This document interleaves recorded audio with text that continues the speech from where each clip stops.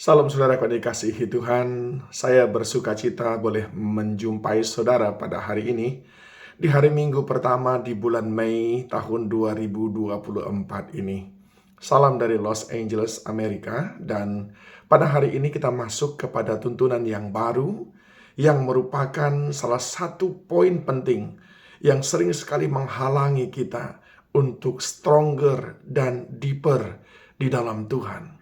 Judul tuntunan kita sepanjang bulan ini adalah mengusir rubah-rubah kecil yang sering menghimpit kehidupan kita. Mengusir rubah-rubah yang kecil yang membuat kita kerdil. Nah, firman Tuhan yang mendasari daripada tuntunan kita ini diambil dari Kidung Agung 2 ayat yang ke-15. Yaitu, tangkaplah bagi kami rubah-rubah itu. Rubah-rubah yang kecil yang merusak kebun-kebun anggur kami yang sedang berbunga. Bagaimana rasanya kalau tanaman saudara sedang berbunga? Ada harapan akan menghasilkan, bukan? Sudah kebayang sebentar lagi akan panen.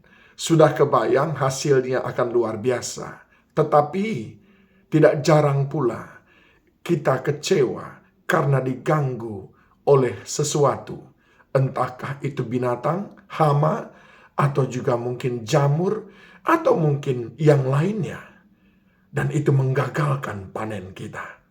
Kita tidak ingin hidup kita adalah hidup yang gagal panen. Oleh sebab itu kita tidak boleh anggap remeh, saudaraku, dengan rubah-rubah yang kecil itu. Pepatah berkata, gara-gara setitik nila, rusak susu satu belanga. Betul? Dalam Galatia 5 ayat 9 pun dikatakan, sedikit ragi sudah menghamiri seluruh adonan. Ini menunjukkan bahwa yang kecil itu tidak berarti dia tidak berbahaya. Sering sekali yang kecil itu sangat berbahaya. Rubah itu adalah binatang yang sejenis dengan anjing hutan, yang memiliki sifat-sifat yang nanti akan saya jelaskan kepada saudara. Tapi yang jelas dia bukan binatang yang besar, yang mengundang perhatian kita. Justru karena dia kecil, menarik, sering sekali kita anggap dia tidak berbahaya. Tapi ingat, justru dalam hidup ini banyak sekali yang kecil itulah yang justru berbahaya. Tidak ada orang terpleset dengan batu yang besar. Yang ada adalah orang terpleset karena kerikil yang kecil. Tidak ada orang jatuh karena satu tandan pisang. Yang ada adalah orang jatuh terpleset karena selembar kulit pisang. Coronavirus, virus corona yang menyerang kehidupan kita beberapa tahun yang lalu. Dia kecil sekali, saudaraku. Penelitian mengatakan ukurannya 20 nanometer sampai dengan hanya 500 nanometer. Tapi apa yang dihasilkannya? Hampir 1 juta orang, hampir 7 juta orang lebih meninggal. Dan 704 juta orang, hampir 1 miliar, mengalami penderitaan olehnya. 7 juta lebih meninggal karenanya. Hanya karena sesuatu yang sangat kecil. Begitu juga di Alkitab dikatakan bagaimana Allah menggunakan belalang yang kecil untuk menghancurkan satu bangsa, menggagalkan panen mereka, lalu mereka tidak punya apa-apa.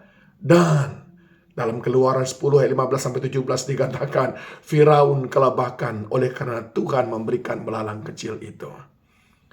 Adakah saudara melihat hal-hal kecil dalam hidup saudara yang selama ini saudara kompromi dengannya?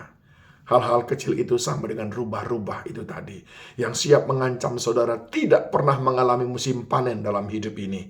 Yang siap membuat saudara terancam kelaparan, yang siap membuat saudara terancam akan tidak mendapatkan kelimpahan. Nah, saudara kan dikasihi Tuhan, belajar dari beberapa hamba Tuhan. Bagi Kain barangkali rasa cemburu itu hanya rubah kecil saja, sehingga dia anggap enteng, berpikir tidak mengancam. Sehingga sekalipun Tuhan ingatkan, Kain, jangan kamu cemburu dengan adikmu. Dosa sudah mengancam, tapi dia anggap remeh.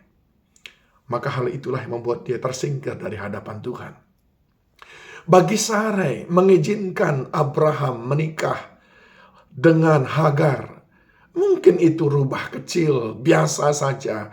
Karena semua orang juga melakukan hal yang sama. Oh, kalau suaminya menikah pertama tidak dapat anak, silahkan lagi menikah yang berikutnya dan seterusnya.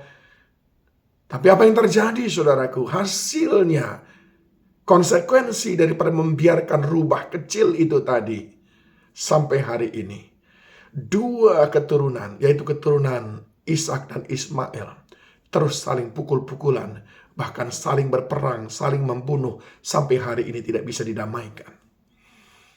Bagi Simpson, bermain-main dengan wanita, bermain-main dengan nafsunya, itu mungkin hanya seperti rubah kecil saja yang dicoba dipeluk-peluk, dimain-mainkan, diajak bermain seperti kucing atau seperti anjing kesayangan.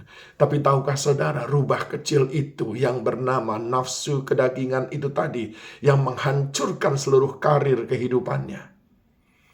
Dan dia berhenti di situ. Bagi Ananias dan Safira, bermain-main dengan persepuluhan, bermain-main dengan hak Tuhan, tidak mengembalikan persepuluhan, tidak mengembalikan hak Tuhan persis seperti yang Tuhan mau, mungkin biasa saja. Tapi apa yang terjadi, saudaraku, itu yang menghentikan langkah mereka, bahkan mengantarkan mereka kepada maut. Rubah kecil itu tadi mungkin sepele bagi Daud dan biasa bagi Daud. Seorang raja mengambil istri daripada warganya, rakyatnya, bahkan membunuh siapapun yang dia tidak suka. Itu sudah lumrah, lazim bagi sebuah budaya di kerajaan pada waktu itu. Tapi tahukah saudara, itu adalah rubah kecil yang menggagalkan bunga berubah menjadi buah. Padahal buah yang paling Daud inginkan adalah diizinkan membangun rumah Tuhan. Satu hal yang kurindu, berdiam di rumah Tuhan seumur hidupku. Itu kerinduan Daud. Tapi Tuhan tidak izinkan. Tuhan berkata, tanganmu terlalu berlumur darah. Saudaraku, tidak selalu yang kelihatan kecil, jinak, bersahabat, biasa, itu aman dan tidak membahayakan. Tidak selalu. Saudara harus hati-hati. Apa saja dalam hidup kita yang membuat kita sering sekali mentolerir. Kita sudah tahu salah. Itu petani-petani tahu itu rubah. Tahu dia itu serigala hutan yang siap menghanguskan ataupun menghancurkan tanaman anggur mereka. Tahu dia. Tapi dia biarkan saja. Lalu apa yang terjadi, saudaraku? Itu yang akhirnya membuat gagal panen. Nah, rubah-rubah itu cirinya bentuk tubuhnya dan warna kulitnya itu menarik. Nah, ini rubah-rubah itu menarik dia.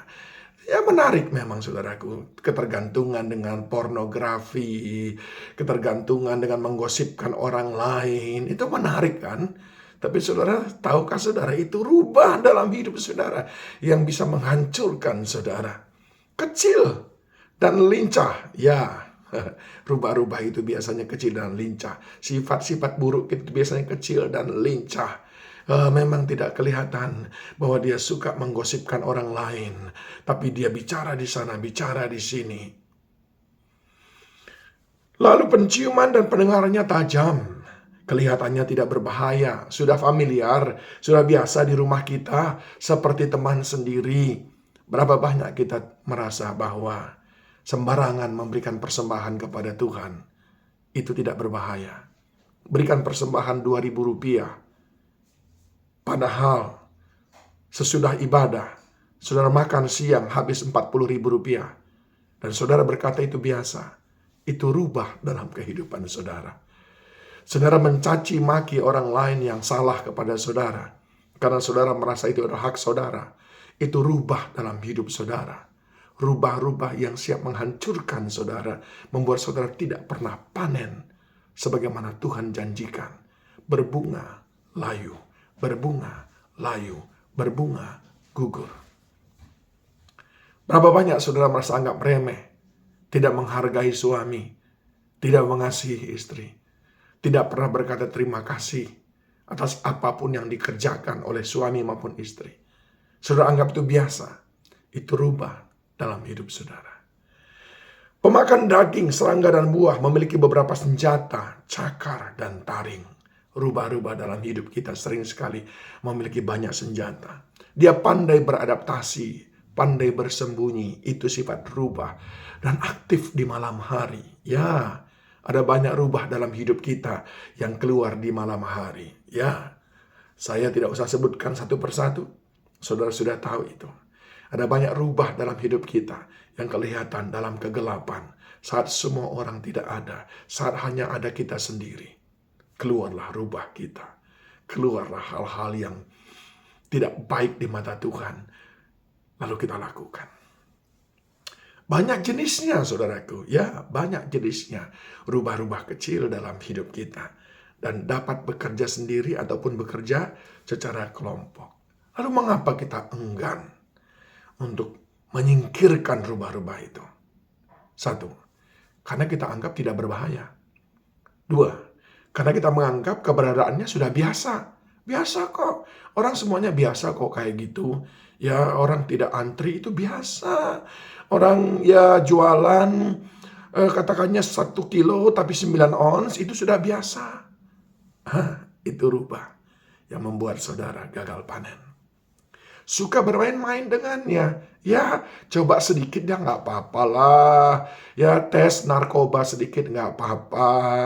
Ya, tes ikut-ikutan, dugem sekali-sekali nggak apa-apa. Tidak sadar kalau dia ada dan mengintai. Kita tidak menyadarinya. Menganggap dia sebagai penolong bahkan untuk bisa menjadi berhasil. Misalnya apa? Ada pakai pelaris lah. Lalu ada pakai posisi daripada tokonya nggak boleh tusuk sate lah. Itu semuanya rubah-rubah dalam diri kita yang kita biarkan merajalela, beranak pinak dan seterusnya dan seterusnya. Tapi itu membuat kita tidak pernah panen. Hanya sampai berbunga, layu. Berbunga, gugur. Adakah saudara mengalami kehidupan seperti itu? Kelihatannya berhasil, gagal lagi. Kelihatannya akan berhasil, berhenti lagi. Mulai usaha dengan semangat, gagal lagi. Tadinya kelihatan sangat prospektif, sekarang hancur berantakan. Memulai pernikahan dengan begitu meriah, bersuka cita. Saya baru diceritain, saudaraku, oleh sahabat kami di sini, ada pasangan suami istri yang menikah.